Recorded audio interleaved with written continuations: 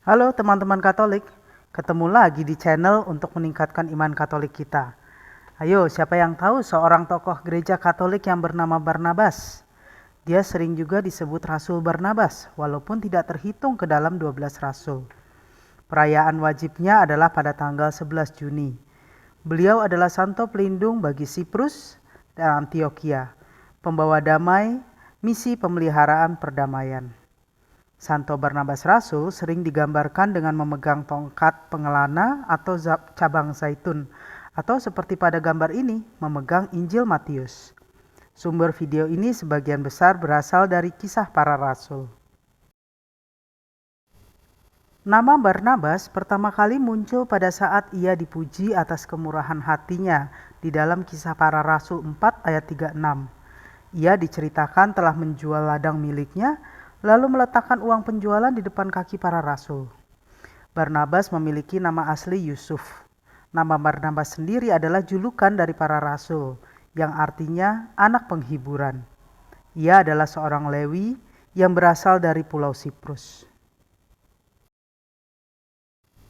Ketika itu, Saulus yang baru saja bertobat ditakuti dan dihindari para rasul. Mereka tidak percaya bahwa Saulus kini juga menjadi murid Kristus. Tapi Barnabas menerima Saulus.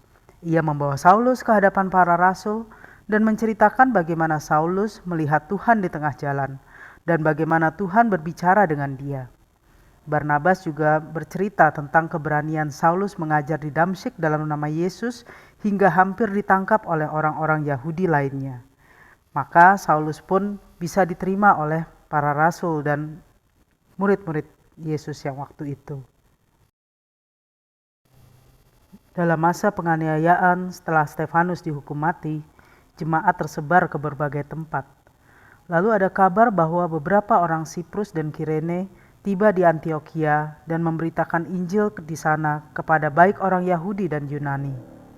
Maka jemaat Yerusalem mengutus Barnabas yang penuh Roh Kudus dan iman ke Antioquia. Di Antioquia, Barnabas bersuka cita melihat kasih karunia Allah dan menasihati mereka supaya mereka semua tetap setia kepada Tuhan. Barnabas pun mengajak Saulus ke Antioquia dan mereka tinggal di sana 1 tahun lamanya.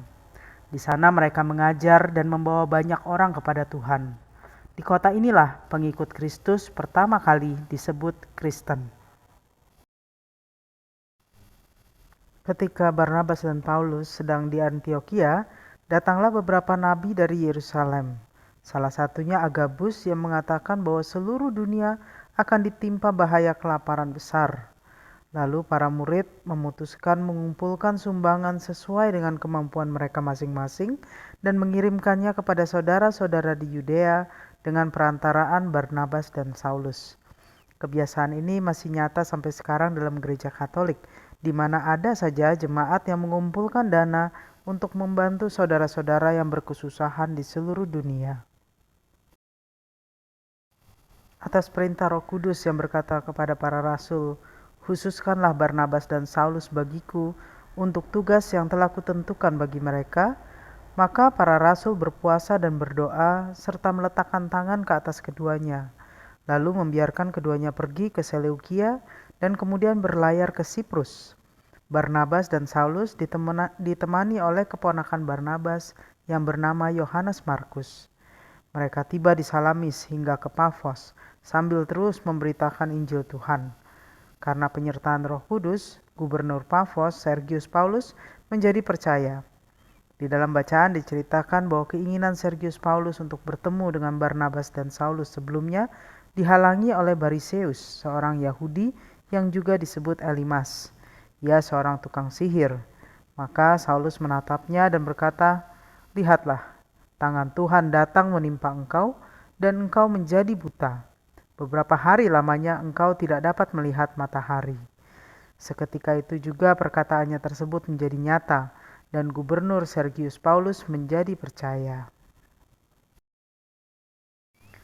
Setelah itu Barnabas dan Paulus berlayar ke Perga di Pamfilia, lalu ke Antioquia di Pisidia.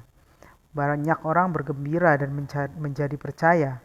Tapi orang-orang Yahudi menghasut perempuan-perempuan terkemuka dan pembesar-pembesar kota supaya menganiaya Paulus dan Barnabas dan mengusir mereka.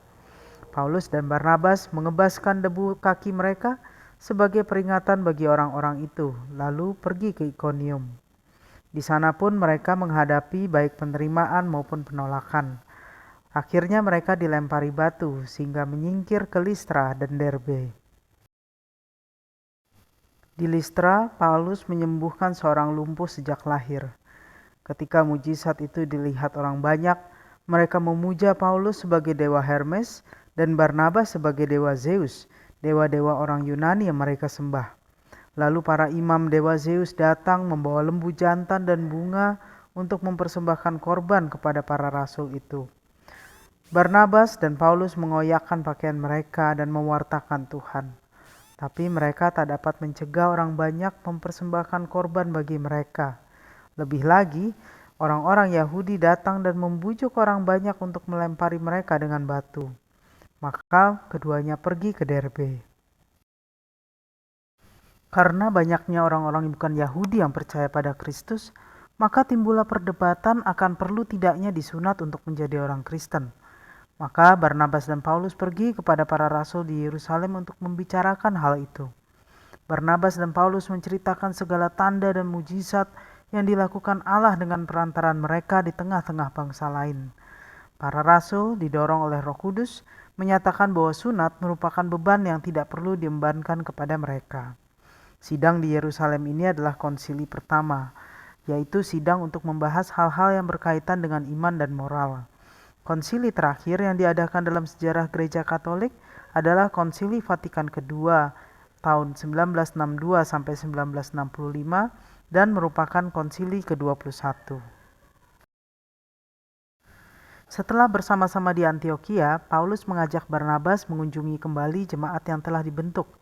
Barnabas ingin membawa Yohanes Markus keponakannya, namun Paulus menolak karena Yohanes pernah meninggalkan mereka di Pamfilia.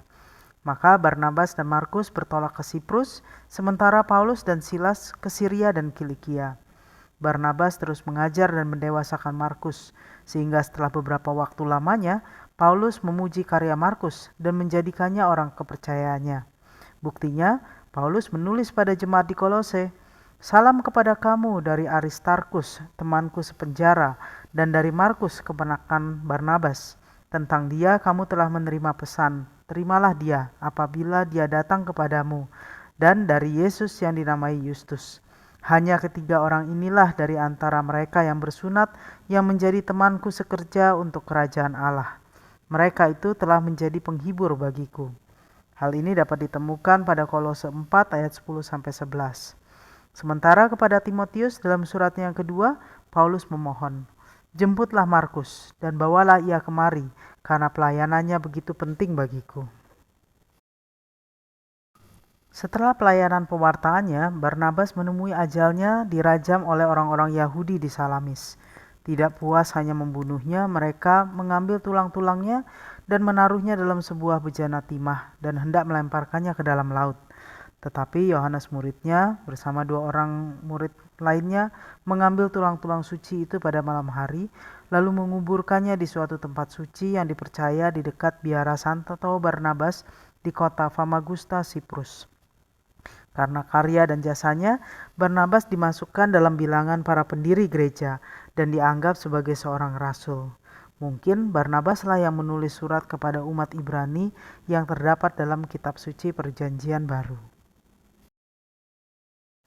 Ada sebuah Injil namanya Injil Barnabas. Apakah penulisnya Santo Barnabas? Bukan. Ada Injil Barnabas, ada pula surat Barnabas. Surat Barnabas ditulis sekitar tahun 70-135 oleh seorang jemaat perdana. Namun Injil Barnabas yang sering diklaim sebagai Injil yang disembunyikan gereja merupakan tulisan modern sekitar abad ke-14 atau 17, jauh setelah Barnabas wafat. Meski sering digunakan oleh umat Islam untuk mendebat Kristianitas, namun kini banyak ilmuwan Islam seperti Dr. Abbas Mahmud Al-Akkad, seorang profesor Islam di Universitas Al-Azhar Mesir, mendorong untuk menghindari penggunaannya karena bertentangan dengan ajaran Islam sendiri. Jadi marilah kita berdoa, Santo Barnabas Rasul, doakanlah kami.